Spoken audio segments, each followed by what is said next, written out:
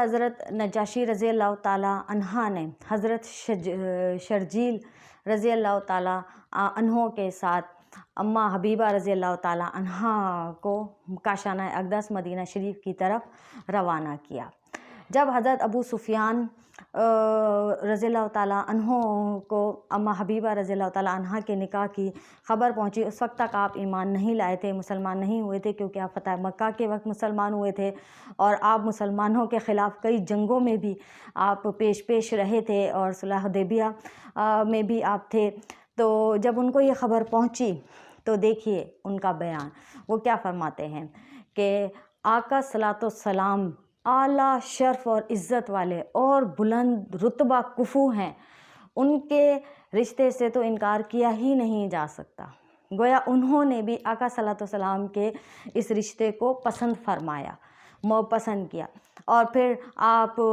جب مدینہ شریف تشریف لائے، آقا صلاۃ والسلام سے ملاقات کے بعد آپ اس وقت بھی مسلمان نہیں ہوئے تھے، کیونکہ آپ بعد میں فتح مکہ میں مسلمان ہوئے تھے۔ پھر اپنی بیٹی سے ملنے جب ان کے حجرے میں گئے تو آقا صلاۃ والسلام کا بستر مبارک لگا ہوا تھا، آپ اس پر بیٹھنے لگے تو جلدی سے اماں حبیبہ رضی اللہ تعالیٰ عنہ نے اسے لپیٹا، طے کیا اور رکھ دیا۔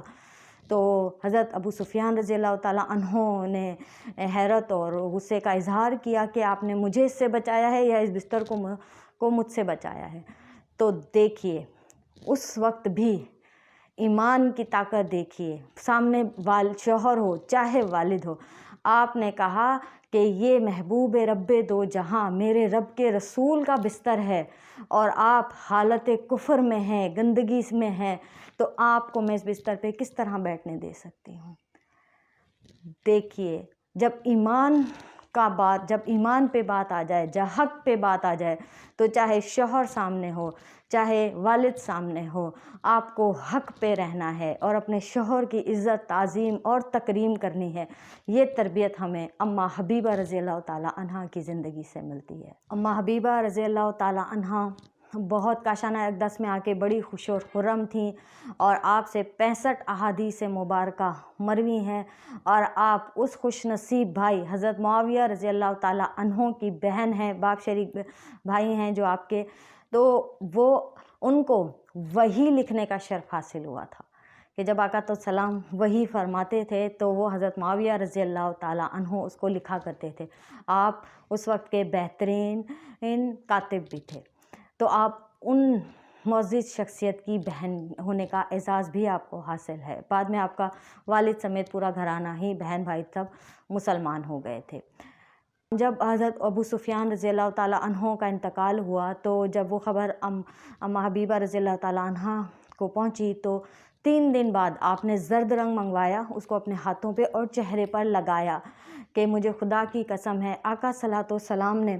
فرمایا تھا کہ جو عورت ایمان پہ مجھ پر، اللہ پر، مجھ پر اور آخرت کے دن پر ایمان رکھتی ہے تو وہ کسی بھی شخص کا سوگ 3 دن سے زیادہ نہیں منائے گی، اور صرف شوہر کا جو سوگ ہے وہ 4.25 مہینے تک منانا ہے۔ تو آپ نے دیکھیے آقا صلاۃ والسلام سے محبت اور فرما برداری